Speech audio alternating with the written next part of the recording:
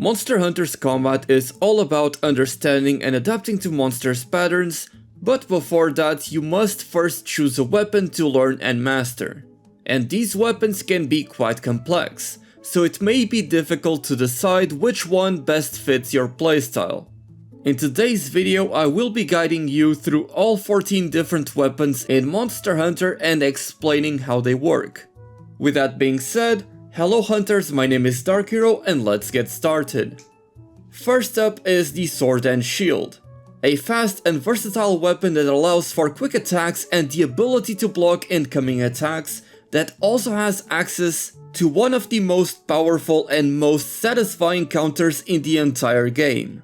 Its flexibility is its biggest strength, being able to string sword combos and shield combos together, bashing monsters with your shield to KO and stun them, and cutting monster tails while applying elemental damage with your sword.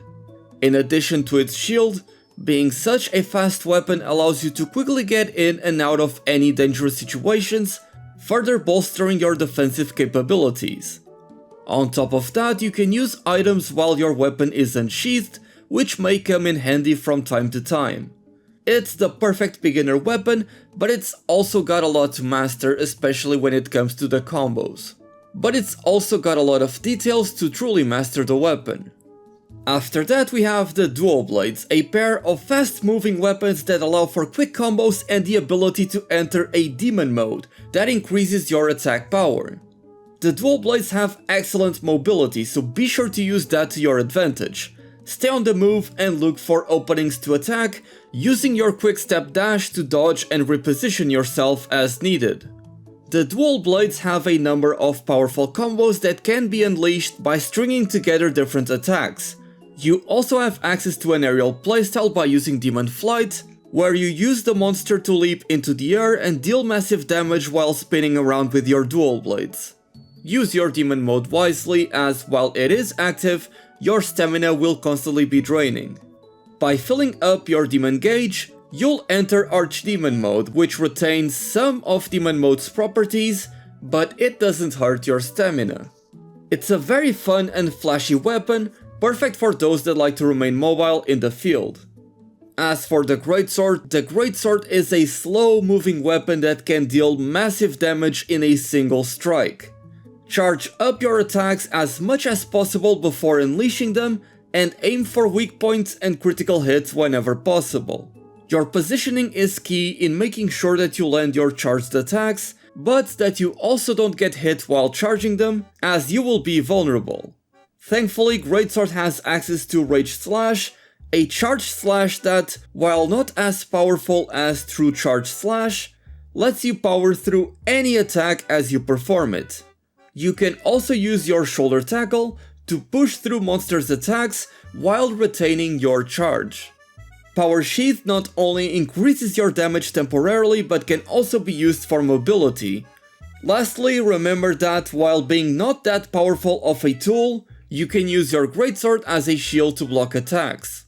Greatsword is the perfect weapon for those that like to see big damage numbers and love hitting that massive beefy charged attack. Next on the list is the Longsword. The Longsword is a decently fast, wide-reaching weapon that excels at countering monster attacks, all the while doing crazy damage. Performing spirit combos by pressing the right trigger, along with correctly timing your counters, will level up your spirit gauge up to 3 levels, with each of these levels increasing your damage output. You can then unleash powerful moves that spend that gauge to deal an insane amount of damage. The Longsword is a weapon that, despite having a very high skill ceiling in mastering all of its timings, can still be quite powerful in the hands of newer players, thanks to its wide reach and siltbind attacks that can perform automatic counters or alternatively level up your spirit gauge. If the Dual Blades didn't fulfill your anime power fantasy, then the Longsword will do just that. It's one of the flashiest weapons in the game, and in my opinion, one of the most satisfying to master. Next we have the Lance. The Lance is a defensive weapon with a long reach and the ability to guard against attacks. Time your blocks carefully to protect yourself and create openings for counterattacks. The lance has a number of very powerful counterattacks that can be unleashed after successfully blocking an attack, so do not waste those openings. Additionally, the lance has a number of special attacks that can also be charged up to deal a massive amount of damage, such as the charge thrust. And while it may seem that the lance is a fairly stationary weapon, it is actually quite mobile. You can use your quick step to dodge and reposition yourself as needed, so you can put yourself in the best position possible to counter the monster's attacks and deal massive damage. Just be sure to properly manage your stamina, as the lance has relatively high stamina consumption, because of course dodging and blocking attacks consumes a lot of stamina.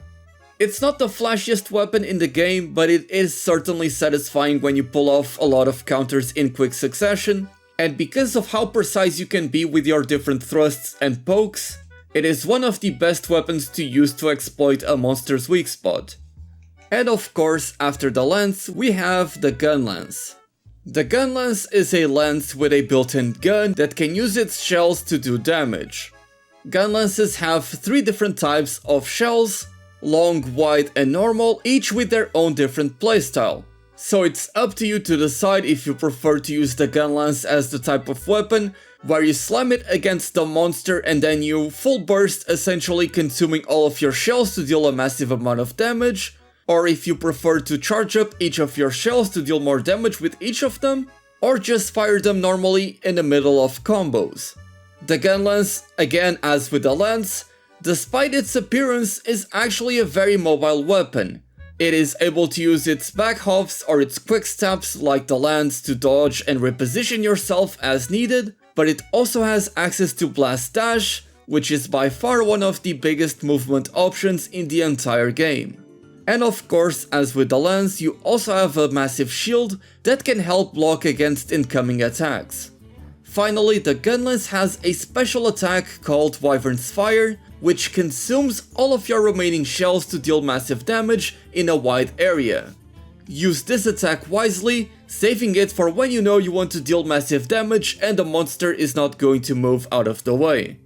The Gunless may be a bit too difficult and overwhelming to get into at first for a newcomer, but it can also be a very rewarding weapon that is also very strong, especially in the early games of Monster Hunter.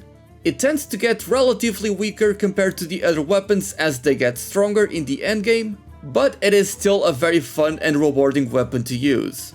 Before we continue with the video, I want to say thank you to all the hunters, both new and veterans, that watch my videos and like my content. I have now started a Patreon where I will upload some content there, so if you would like to support me, the link is in the description. Thank you, and let's continue with the video. Next on the list is the Charge Blade. The Charge Blade is a hybrid weapon that can switch between a sword and shield and a giant axe. It is a technical weapon that requires careful management of its energy meter called the file system, in order to deal maximum damage. You'll need to charge up your files, as they are the Charge Blade's primary source of damage, which you can easily do by attacking the monster in your sword and shield mode.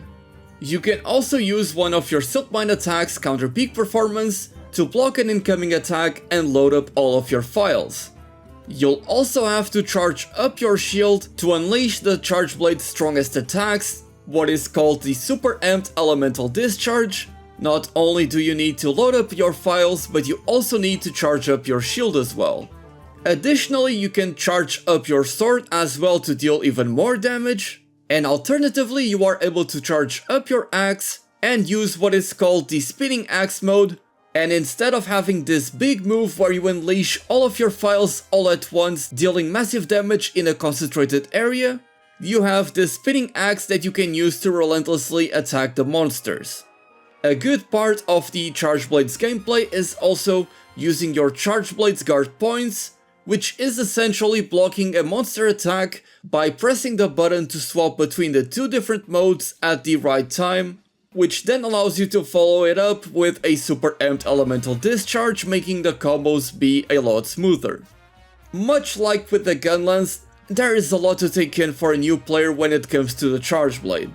However, once you get started, it is a very systematic weapon that is very easy to use once you get the basics down.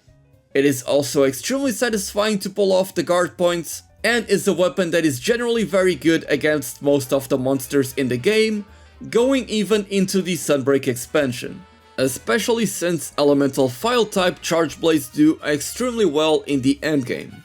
Next on the list is the Switch Axe. Switch Axe is yet another transforming weapon that can morph between Axe mode and Sword mode. Axe mode boasts power and long reach, while the Sword mode features faster attacks and explosive finishers. The Switch Axe has access to the switch gauge, which needs to be maintained in order to transform into Sword mode. Additionally, you will need to awaken the Switch Axe in order to reach the amped state, in which using Sword mode attacks will discharge files dealing a lot of damage. It may seem complicated at first managing these two different gauges and having both of them active at the same time. However, Monster Hunter Rise simplifies this process by adding a switch skill that allows you to recharge your switch gauge pretty much instantly.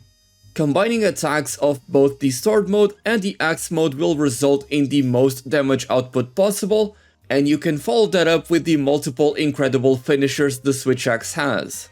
It's a very flashy weapon that can dish out a ton of damage. It's not too difficult to pick up and use, but it does have a lot of things to master. After that, we have the Hammer. The Hammer is a slow-moving but powerful weapon that can knock monsters down with charged attacks. These charged attacks are the Hammer's main source of damage, so be sure to charge up your attacks whenever possible and aim for the head for maximum effect. In Monster Hunter Rise, the Hammer actually has two different modes, and swapping between them has invincibility frames, so be sure to use that to your advantage. Also, keep in mind that you have a decent amount of mobility while you are charging up your hammer, so you can use that to your advantage to avoid any incoming attacks, and once the monster is in a more vulnerable position, you counter with a powerful charged attack. However, you'll have to pay attention to your stamina, as charging up your attacks will consume a decent amount of stamina. But it's not all about charged attacks, as the hammer also has access to different combos, some that may actually be more beneficial depending on the situation. If you're looking for something beefy that deals a good amount of damage in a single hit, but you're not too comfortable with having to stay in the same place, charging up your weapon like with the Greatsword, then the hammer may be the perfect weapon for you. And next on the list is one of my favorites, the Hunting Horn. The Hunting Horn is often labeled as a support weapon, as it can buff allies with its music attacks. Essentially, by using different button combinations, you have access to a variety of different melodies that can be performed, and like I said earlier, you'll be able to buff yourself as well as your allies.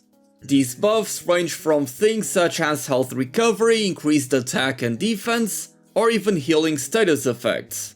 But do not be mistaken, the Hunting Horn is by no means a support weapon, although it can be played as such, and if you're playing in multiplayer and you see that one of your friends has low HP, you may use some of your melodies to heal them. However, in my opinion, the best part about the Hunting Horn is that you can do all of that while relentlessly attacking the monster and causing the monster to trip and KO as much as possible. Do not be intimidated by this aspect of the melodies, as in Monster Hunter Rise it is now easier than ever to use this weapon. The notes for the different melodies are displayed on screen at all times, and you only need to press one button to perform all of them at once. Or you can alternatively make it so that once you press all of the notes of that melody will take effect immediately. So it has actually become a weapon that is very friendly to newer players. And again, if you're taking this into multiplayer, it is one of the best options to bring with you. After that, we have the last of the melee weapons, the Insect Glaive. The Insect Glaive is a polearm weapon that allows players to extract buffs from the monsters through the help of their kinsects. Essentially, each monster you hunt will have different spots that will give you a corresponding buff. For example, with most monsters, if you send out the kinsect towards the monster's head, you will receive a red buff. These buffs have different effects, with the red buff giving you access to a lot more fleshed out combos that deal a lot more damage, the white buff giving you an attack speed and movement speed buffs, and the orange buff giving you small earplugs as well as a bit of armor. Once you have collected all 3 of those buffs, you will become a lot more powerful, so you can then use your insect glaive to perform a variety of combos that can be used both on the ground as well as in the air, dealing a great amount of damage all the while being very flashy. And being able to perform these combos in the air means that you'll be able to get out of dangerous situations very easily. So in essence, the insect glaive is all about managing your kinsect and its extracts, sending the kinsect out to collect the buffs, and doing as much damage as possible while those buffs are active. Because of this, the insect glaive has a little bit of micromanaging, but if you're okay with that, then you'll have a very satisfying weapon to use. After that, we get to the ranged weapons. The bow is a ranged weapon that allows for rapid firing of arrows and the use of special coatings to enhance your arrows. Of course, as with all ranged weapons, you'll need to learn to have a good aim, otherwise you'll be missing all of your shots and dealing no damage. That being said, as for the bow, you'll need to take into account the different coatings that you apply to your arrows, with power coating being the one that stands out the most, as it is the one that will increase your damage output the most. You'll also be able to have elemental arrows, for example, to exploit the monster's elemental weakness, and even have things such as paralysis coatings that have a chance to paralyze the monster, and poison coatings, which will have a chance to poison the monster. That being said, the coatings that you can bring with you on a quest are limited, but the thing that you can do is bring the items to craft the coatings in the middle of the quest, so you do end up having effectively a lot more coatings available at your disposal. Just make sure that you put the crafting of those coatings in one of your radial menus, so it is faster for you to craft said coatings. One really cool thing about the bow is that you can essentially use it like a shotgun, or you can charge up your shots. Additionally, you can also dodge out of the way from monsters' attacks while charging up your shots, so the bow ends up being a very mobile weapon.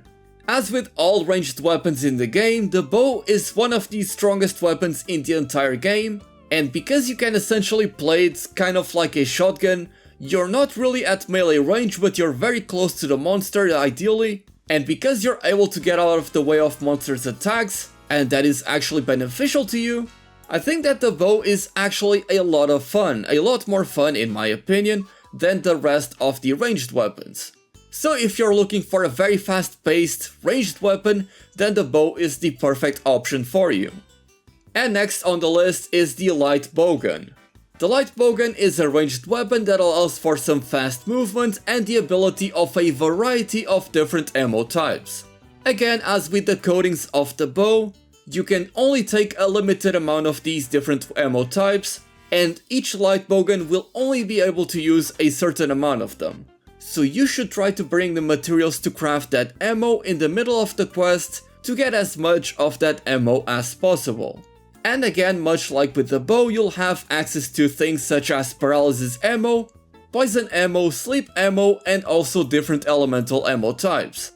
There's also some ammo that is able to buff up your teammates, as well as heal them, but it isn't too efficient to use it, so I wouldn't really recommend it unless you really want to play the supportive playstyle with this weapon. Now, because the light bowgun is so light, it actually is a very mobile weapon, being able to get out of the way of attacks very easily, so that you can stay in range as much as possible. As with all ranged weapons, you also want to maintain that critical distance to ensure you deal as much damage as possible. It's not a very flashy weapon. The light bowgun essentially revolves around you firing rapid fire ammo, using your ability to get out of the way very easily while reloading your weapon, and keep on dealing damage. It does still deal a lot of damage, and because it can be so consistent, it is one of the best weapons in the game. It's just not a lot of fun in my opinion, but of course your opinion may differ. And of course, finally we have the counterpart to the light bowgun, the heavy bowgun. The heavy bowgun is a ranged weapon that is much slower but also has very powerful attacks and the ability to again use different ammo types. It is a weapon that is going to, more often than not, going to be using piercing ammo and cluster ammo as opposed to the light Bogan. It also has the option of essentially turning your heavy Bogan into a machine gun or a sniper rifle, whichever one you would prefer. Personally, I would always choose the heavy machine gun option. Not only is it more flashy than the other option, but it is also extremely satisfying to use. In addition to this, because the heavy Bogan is so slow, you have the option to add a shield to the weapon, which can lead to some very epic moments where you essentially block a huge attack from the monster and retaliate with a ton of damage from your heavy Bogan. Again, I'm not a huge fan of these two Bogan weapons, I never have been, but if you're looking for a ranged weapon that is a heavy hitter, then this is the weapon for you. And these are all the 14 different weapons available for you to use in Monster Hunter Rise. I hope this helps you choose whichever weapon you want to bring with you on your quests. I've also ranked these weapons in the past from easiest to hardest, so if you want to know about that, click the video on screen. Thank you all so much for watching, my name is Dark Hero, and as always, happy hunting!